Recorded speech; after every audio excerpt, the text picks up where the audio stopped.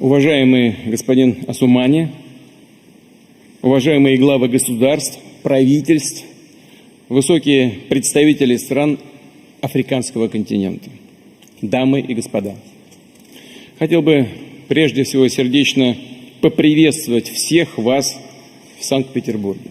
Mheshimiwa Azali Assoumani, wakuu wa nchi na serikali, wawakilishi wakuu wa nchi za Kiafrika, mabibi na mabwana, awali ningependa kuanza kwa kuwakaribisha nyote St. Petersburg. Asanteni kwa kukubali mwaliko wetu na kuja hapa Urusi, marafiki wenu wenye nia moja. Tuna idadi kubwa washiriki katika jukwaa hili la kiuchumi na kibinadamu. Ninaamini hii ni ishara kwamba mkutano wa wakuu wa nchi za Afrika na Urusi unaanza kwa programu hii muhimu yenye kauli mbiu semayo teknolojia na usalama kwa jina la maendeleo na manufaa ya wanadamu. Bila shaka tutajadili masuala yote kuhusu ajenda za kifedha, biashara, uwekezaji, elimu na jamii katika muktadha wa mabadiliko haraka yanayoendelea duniani kote katika masuala ya teknolojia ya kidijitali na habari. Kuboresha ustawi wa watu wetu, kuboresha viwango vyao vya maisha na kutatua changamoto zinazowakabili katika maisha yao kila siku ndilo lengo letu kuu. Ningependa kusema kwamba mijadala mingi yenye manufaa na yenye kujenga inafanyika katika vikao vinavyohusiana na sekta ya jukwaa kuhusu nishati, vifaa, usafiri, kilimo, fedha na huduma za afya. Washiriki watajadili mawazo na mapendekezo yenye kuahidi kuhusu miradi mipya pamoja yenye manufaa kwa pande zote mbili, mikataba mahususi ya kiutendaji na mikataba ya kibiashara. Uwezo wa bara la Afrika ni dhahiri kwa kila mtu. Kwa mfano, wastani wa ukuaji wa pato la taifa kwa mwaka katika bara la Afrika katika miaka 20 iliyopita ulikuwa 4 mpaka 4.5, ambayo inazidi wastani wa dunia. Idadi ya watu barani Afrika inakaribia bilioni 1.5 na inakuwa haraka kuliko mahali pengine duniani. Inafahamika pia kwamba tabaka la kati ambalo linaleta mahitaji makuu ya bidhaa na huduma za kisasa linakuwa kwa kasi barani Afrika kuliko sehemu nyingine ya dunia. Serikali ya Urusi, wafanyabiashara na umma wa Urusi wana nia ya dhati ya kuimarisha zaidi uhusiano wa kibiashara uliopo baina pande zote, uwekezaji ambao unakidhi mahitaji ya nchi zetu zote na kukuza ukuaji thabiti wa ustawi. Ningependa kutambua kuwa biashara kati ya Urusi na Afrika ilifikia dola za Kimarekani bilioni 18 mwaka jana. Ni matokeo ya wazi ya mkutano wa Urusi na Afrika uliofanyika huko mjini Sochi. Sina shaka kwamba kwa kufanya kazi pamoja tutaweza kuongeza biashara baina yetu kwa kiasi kikubwa katika siku za usoni. Kwa bahati mbaya, katika miezi 6 ya kwanza ya mwaka 2023 pekee, miamala yetu wa kuagiza bidhaa nje na nchi za Kiafrika iliongezeka kwa zaidi ya 1/3. Muundo wa biashara yetu unaonekana kuwa mzuri kimashine, kivifaa, kikemikali na vyakula vinavyochangia zaidi ya 50% ya mauzo yetu ya nje barani Afrika. Tunatambua pia umuhimu wa usambazaji wa chakula kwa nchi za Kiafrika ambao ni muhimu kwa maendeleo ya kijamii na kiuchumi na kudumisha utulivu wa kisiasa. Na hii ndio sababu kila mara tumetoa na tunaendelea kutilia maanani hasa kusambaza ngano, shairi, mahindi na mazao mengine ya nafaka kwa marafiki zetu Afrika, ikiwa ni pamoja na kama sehemu ya misaada ya kibinadamu inayotolewa chini ya mpango wa Umoja wa Mataifa wa chakula duniani.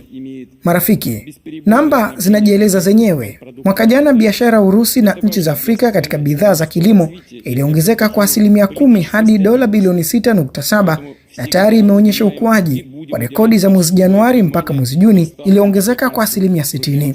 Urusi ilisafirisha tani milioni 11.5 za nafaka barani Afrika kwa mwaka 2022 na karibu tani milioni 10 katika miezi ya 6 ya mwaka 2023.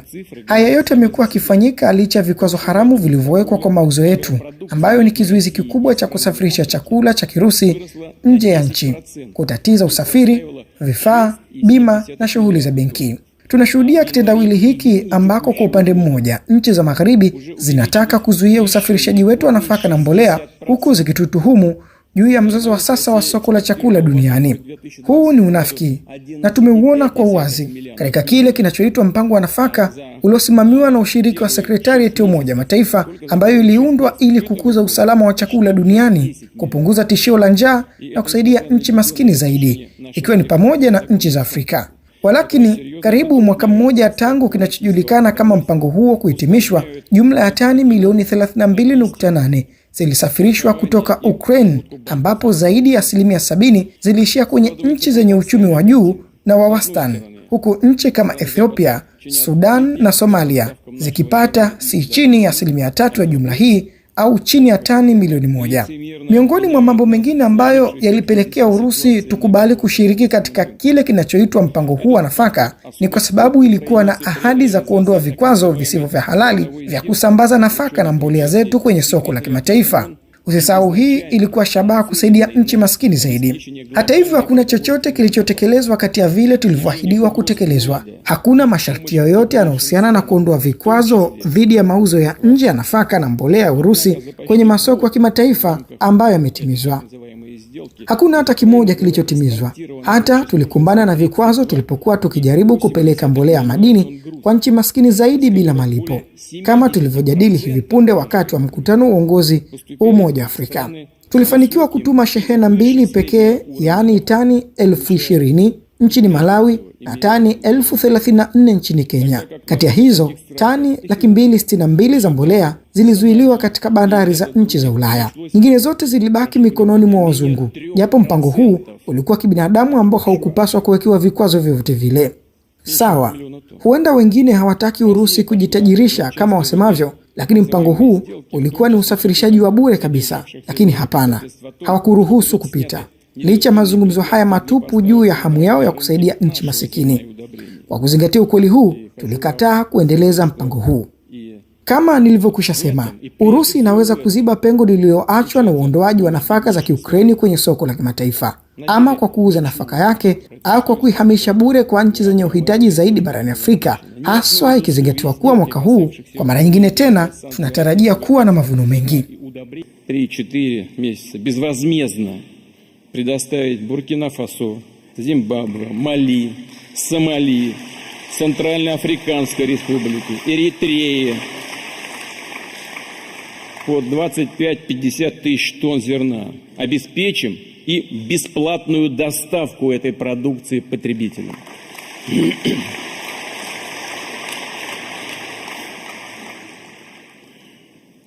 Наверное, будут интересны еще несколько цифр.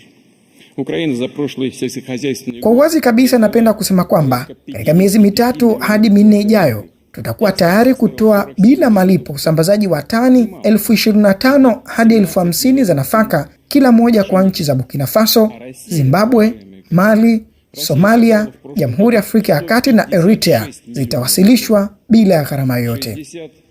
Pengine hizi takwimu chache zitawavutia kidogo. Ukraini ilizalisha takribani tani milioni 55 za nafaka katika mwaka uliopita wa kilimo. Mauzo ya nje yalifikia tani milioni 47. Ni mengi mno, pamoja na tani milioni 17 za ngano. Na Urusi tulivuna tani milioni 156 za nafaka mwaka jana. Tuliuza nje tani milioni 60, ambapo tani milioni 48 zilikuwa za ngano. Sehemu ya Urusi katika soko la ngano la dunia ni 20%, huku Ukraini ikiwa ni chini ya 5%. Hii ina maana kwamba ni Urusi ambayo inatoa mchango mkubwa kwa usalama wa chakula duniani na ni muuzaji imara anayewajibika wa kimataifa wa bidhaa za kilimo. Na wale wanaodai kuwa si hivyo, haja yao ni kupata tu kinachojulikana kama mpango wa nafaka wa Ukraine, wanapindisha ukweli na kusema uongo. Kwa hakika, hii imekuwa desturi ya baadhi ya nchi za magharibi kwa miongo kadhaa, ikiwa sio karne nyingi. Napenda kuhakikishia kwamba nchi yetu daima itaendelea kuzisaidia nchi na kanda zenye uhitaji. Tunatafuta kushiriki kikamilifu katika uundaji wa mfumo usawa zaidi wa usambazaji wa rasilimali na tunafanya tuwezavyo kuzuia shida ya chakula ulimwenguni. Kimsingi, tuna hakika kwamba kwa kutumia teknolojia zinazofaa za kilimo na shirika sahihi la uzalishaji wa kilimo, Afrika inaweza kwa muda mrefu sio tu kujilisha yenyewe na kuhakikisha usalama wake wa chakula, lakini pia kuwa msafirishaji wa aina mbalimbali za vyakula. Na Urusi itawaunga mkono na wahakikishia. Nilizungumza na wenzangu viongozi wa Afrika hiyo jana, na wenzangu waliniambia tunaweza kuzalisha chakula, tunahitaji teknolojia na usaidizi unaofaa. Kwa upande wangu, Urusi iko tayari kushiriki utaalamu wake katika uzalishaji katika sekta za kilimo na nchi za Afrika na kutoa usaidizi katika kuanzisha teknolojia za juu zaidi.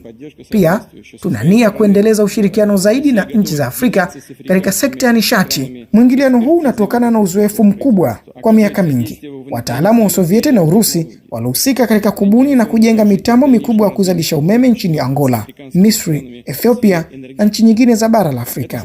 Kwa sasa makampuni ya Urusi yanatekeleza miradi mipya yenye manufaa kwa pande zote mbili, ambayo yanalenga kukidhi mahitaji yanayoongezeka ya uchumi wa Afrika kwa ajili ya mafuta na uwezo wa kuzalisha, na kuwapa Afrika upatikanaji wa vyanzo vya nishati vya bei nafuu, vya kuaminika, endelevu na rafiki kwa mazingira. Zaidi ya miradi 30 ya nishati inayohusisha makampuni ya Urusi sasa inaendelea kwa kiwango tofauti katika nchi 16 za Afrika yenye uwezo wa jumla wa takriban gigawatt 3.7. Rashaido ya Urusi inatoa wigo mpana wa huduma kwa washirika wa Kiafrika, kuanzia muundo na usambazaji wa vifaa hadi ujenzi wa vituo vipya vya kuzalisha umeme. Kampuni za Kirusi kama Gazprom, Rosneft, Lukoil na Zubrifet zinahusika katika uendelezaji wa mashamba ya mafuta na gesi nchini Algeria, Misri, Cameroon, Nigeria na Jamhuri ya Demokrasia ya Kongo. Katika kipindi cha miaka miwili iliyopita, mauzo ya nje ya Urusi ya mafuta yasiyosafishwa, bidhaa za petroli na gesi asilia kimiminika barani Afrika yameonekana kuongezeka kwa 2.6. Rosatom, kampuni yetu kuu ya nishati ya nyuklia, inajenga pia kiwanda cha nguvu za nyuklia cha El Dahaba nchini Misri. Shirika hili la serikali ya Urusi linaweza kushiriki utaalamu wake wa kipekee na nchi za Afrika pamoja na teknolojia zisizo na kifani katika matumizi ya amani ya nyuklia, kama vile katika huduma za afya na kilimo. Tunataka kukuza pia ushirikiano wa kina kati ya Urusi na Afrika katika nyanja kadhaa maalum. Bara la Afrika linaijua Urusi kwa bidhaa zake za viwandani, zikiwemo magari, vifaa vya ujenzi na bidhaa nyingine nyingi ambazo hufurahia mahitaji makubwa na zinajulikana kwa ubora, kutegemewa na urahisi wa kuzitumia. Vituo maalum vya huduma barani Afrika vinatoa huduma za matengenezo ya vifaa na mashine za Kirusi. Tunatengeneza zana mpya za kutoa mikopo ya upendeleo ili kuwawezesha Waafrika kununua bidhaa zetu za viwandani, kuziwasilisha barani Afrika na kufaidika na huduma za baada ya mauzo. Shirika letu la bima na mikopo ya uwekezaji wa mauzo ya nje lipo tayari kutoa bima kwa shughuli hii.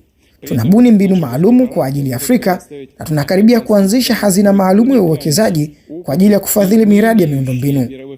Nchini Misri, mimi na rais mwenzangu Al-Sisi tulijadiliana hiyo jana, na tupo kwenye mazungumzo ya kuanzisha eneo la viwanda la Urusi karibu na mfereji wa Suez. Natumaini kuwa tutaweza na tutazindua hivi karibuni, ambapo tunatumaini ujenzi wa vituo vyake vya kwanza vya utengenezaji vitaanza kufanya kazi mwaka huu ili bidhaa zinazotengenezwa ziweze kusafirishwa kote barani Afrika. Lakini Urusi kama kiongozi mkubwa katika tehama, tunataka kukuza ushirikiano wa kina na nchi za Afrika katika usalama wa habari na uchumi wa kidijitali. Tuna uzoefu chanya katika kuunda na kutumia ufumbuzi wa teknolojia ya habari kwa ajili ya kusimamia kodi, kusajili haki za kumiliki ardhi, kutoa huduma za serikali mtandaoni kwa watu binafsi na mashirika, ikiwa ni pamoja na sekta za biashara. Tunaweza kusaidia nchi za Kiafrika ambazo zinapenda suluhu hizi kuzindua mifumo kama hiyo na kuthibitisha dhamira yetu isiyoyumba ya kushiriki ujuzi wetu wa kukuza maendeleo ya teknolojia ili kupanua wigo wa mahusiano yetu ya kibiashara na kiuchumi. Tunapaswa kutumia sarafu za kitaifa, ikiwa ni pamoja na Rabo, kwa juhudi zaidi katika utatuzi wa kifedha wa miamala yetu ya kibiashara. Katika muktadha huu, tuko tayari kusaidia nchi za Kiafrika kuendeleza miundombinu ya kifedha na kuunganisha taasisi zao za kibenki katika mfumo wa ujumbe wa kifedha ulioundwa hapa nchini Urusi, ambao unaweza kutumika kufanya malipo mipakani bila kutegemea baadhi ya mifumo ya magharibi inayopitisha vikwazo. Hii itaturuhusu kuimarisha uthabiti, utabirika na usalama biashara pande zote. Kwa sasa Urusi inaelekeza kikamilifu usafiri wake na mtiririko wa vifaa kuelekea kusini mwa ulimwengu, ikiwa ni pamoja na bara la Afrika. Ukanda wa uchukuzi wa kaskazini na kusini ambao tunajenga umeundwa ili kutoa bidhaa za Urusi ufikiaji wa Ghuba Uajemi na bahari ya Hindi, na viunganisho zaidi kupitia njia fupi za baharini kuelekea ndani ya bara la Afrika, katikati na maeneo mengine. Kwa kawaida, ukanda huu unaweza kutumika kinyume, yaani kupeleka bidhaa za Afrika kuja nchini Urusi. Kuunganisha ukanda wa usafiri wa kaskazini na kusini mwa Afrika utachukua mizigo ya kawaida, na hilo ndilo lengo letu, ambapo tutafungua kituo cha usafiri na vifaa vya Urusi katika bandari za pwani Afrika Mashariki, ambao tunadhani huu unaweza kuwa mwanzo mzuri wa ushirikiano wetu. Tunaona kuwa ni muhimu sana kupanua mtandao wa safari za ndege za moja kwa moja hadi Afrika na kuchangia maendeleo ya mtandao wa reli barani Afrika. Haya ndio malengo muhimu zaidi ya wakati wetu ambayo tunawaalika marafiki zetu wa Afrika kuyakabili pamoja. Urusi ina nia kuimarisha uhusiano wake na vyama vya ushirikiano wa kiuchumi vya kikanda na miundo msingi kote barani Afrika. Kwa mfano, tunaunga mkono kuanzisha ushirikiano kati ya Umoja wa Kiuchumi wa Eurasia ambao ni mradi mkubwa wa ujumuishaji ambao pia Urusi ni sehemu yake, na eneo huria la biashara la bara la Afrika ndani ya Umoja wa Afrika. Pia tuko tayari kushiriki na washirika wetu wa Kiafrika uzoefu wetu katika kukuza ushirikiano kati ya Urusi na Belarusi ndani ya muungano wetu. Leo tutakuwa na chakula cha mchana na wakuu wa nchi na serikali zinazoongoza mashirika makuu ya kikanda ya Afrika pamoja na watendaji wakuu wa mashirika haya. Tunapaswa kuwaonyesha washirika wetu wa Afrika kile tunachopaswa kutoa kuhusu vipengele muhimu vya ushirikiano kama vile kuondoa vikwazo ndani ya soko moja, uendeshaji wa maeneo ya biashara huria, kuratibu sera ya kilimo, viwanda na katika sekta nyingine. Nina hakika kwamba ushirikiano huu wa kina katika mazingira ya nchi mbili na kimataifa utatuwezesha kupanua uhusiano wetu wa kiuchumi na Afrika katika suala la ubora na wingi. Ningependa pia kuelekeza kwamba tume ya pamoja baina ya serikali zetu imethibitisha thamani ya kukuza ushirikiano wa kiuchumi na kibinadamu. Наладить сотрудничество между Евразийским экономическим союзом, как крупнейшим интеграционным проектом, в котором участвует Россия, и Африканской континентальной зоной свободной торговли, формируемой в рамках Афросоюза. Также готовы поделиться с африканскими партнерами. Marafiki, tupo tayari kupanua mtandao wa misheni zetu za biashara barani Afrika na kuwa na washauri wakubwa wa kiuchumi, kilimo, elimu, utafiti na teknolojia. Ndugu zangu, tutaendelea kutoa kipaumbele kwa maendeleo ya mawasiliano ya kitamaduni, kisayansi, elimu, michezo na vijana kati ya Urusi na mataifa Afrika. Nchi yetu ina mambo makubwa sana katika nyanja hizi, na bila shaka mafunzo ya wafanyakazi wenye ujuzi daima amekuwa ni eneo la jadi la ushirikiano wa Urusi na Afrika. Karibu wanafunzi 35,000 wa Kiafrika wanasoma katika vyuo vikuu vya Urusi, na idadi hii inakuwa kila mwaka. Kiasi cha wanafunzi wa Kiafrika wanaofadhiliwa kwa bajeti ya serikali ya shirikisho la Urusi kimeongezeka kwa 150% katika kipindi cha miaka mitatu iliyopita, na kitazidi watu 4,700 katika mwaka ujao wa masomo. Tunapanga kufungua matawi ya vyuo vikuu vya Urusi barani Afrika. Uhusiano wa karibu unaendelezwa na taasisi za elimu za Kiafrika ndani ya mfumo wa chuo kikuu cha mtandao cha Urusi na Afrika. Makubaliano ya kuanzishwa kwa muungano wa vyuo vikuu vya kiufundi vya Urusi na Afrika pamoja na rasilimali watu yalitiwa saini katika chuo kikuu cha madini cha St. Petersburg mnamo Julai 26 kabla ya kongamano hili. Katika chuo hichi mafunzo ya pamoja wataalamu wa sekta ya rasilimali za madini yatatolewa. Ninalichukulia hili kama eneo muhimu sana na la kuvutia kwa ushirikiano wetu. Tutaendelea kusaidia marafiki zetu wa Afrika kukuza sio tu mfumo wa elimu ya juu, lakini pia shule za jumla na za ufundi.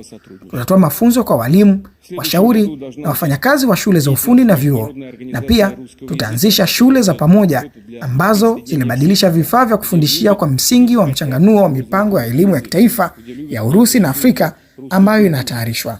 Tunapendekeza kuzingatia uwezekano wa kufungua shule barani Afrika na mfululizo wa masomo yanayofundishwa kwa Kirusi.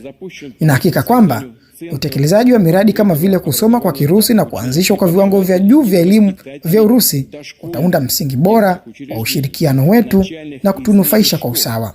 Mwaka ujao shirika la kimataifa la lugha la Kirusi linapaswa kuanza kazi hii. Litakuwa wazi kwa nchi zote kujiunga ikiwa wanapenda lugha ya Kirusi na wanataka kuitumia pamoja na kupendezwa na utamaduni wa Kirusi. Tunawalika washirika wetu wa Afrika kujiunga katika jitihada hizi. Katika nchi 28 za Afrika, mradi umezinduliwa wa kuunda vituo vya elimu ya wazi ili kutoa mafunzo kwa walimu na waelimishaji wa taasisi za shule za awali, shule za msingi na sekondari. Ili kufanya hivyo, tunapanga kuongeza kwa kiasi kikubwa uandikishwaji wa wanafunzi wa Kiafrika katika vyuo vikuu vya ualimu vya Urusi. Zaidi ya Waafrika 10,000 wanaosoma nchini Urusi kwa sasa wanapewa mafunzo ya utaalamu wa matibabu, huduma ya afya na mapambano dhidi ya magonjwa mlipuko. Ni eneo muhimu la ushirikiano kati ya Urusi na Afrika.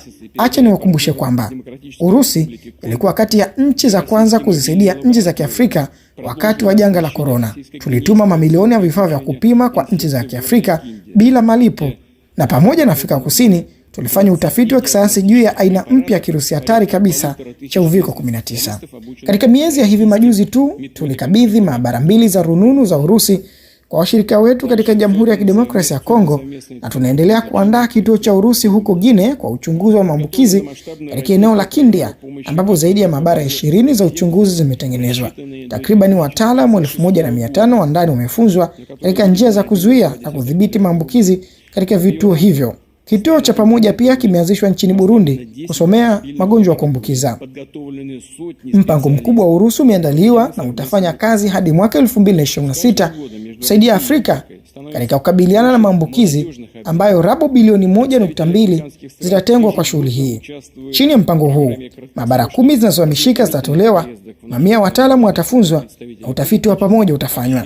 Kila mwaka Urusi na Afrika zina mabadilishano wa vijana zaidi na zaidi. Wawakilishi wa nchi za Afrika kama sehemu ya mpango wa kizazi kipya, kila mwaka wanasafiri kuja Urusi ili kushiriki katika programu za muda mfupi zilizoundwa kwa wawakilishi wachanga katika sekta za siasa, za umma, za kisayansi na hata biashara ili kufahamiana zaidi na nchi yetu. Mahusiano haya yanayodumishwa na Afrika waliosomea hapa nchini Urusi ni ya kupendeza. Hivi sasa, wakati wa mkutano wangu uliopita, nilifurahi kuongea na ndugu zangu wa Afrika ambao wanazungumza Kirusi fasaha. Napenda pia kutumia tukio hili kualika marafiki zetu vijana wa Kiafrika kuja hapa nchini Urusi mnamo mwezi Machi mwaka 2024 wakati wa tamasha la dunia la vijana litakalofanyika mjini Sochi. Ni kongamano kubwa litakaloleta pamoja vijana kutoka pande zote za dunia. Tunatarajia zaidi ya washiriki 20,000 kutoka zaidi ya nchi 180 kuhudhuria tukio hilo. Nia yetu ni kuweka thamani kubwa ushirikiano katika utimamu wa mwili na michezo. Tuko tayari kuendeleza uhusiano zaidi na mashirikisho ya michezo ya nchi za Afrika. Tunapendekeza kujenga uhusiano kati ya vyuo vikuu vya michezo vya Urusi na Afrika, kubadilishana wanafunzi wa vyuo vikuu, kutekeleza programu za kujitolea na kufanya mechi za pamoja katika michezo tofauti kati ya taasisi za elimu na vyuo vikuu.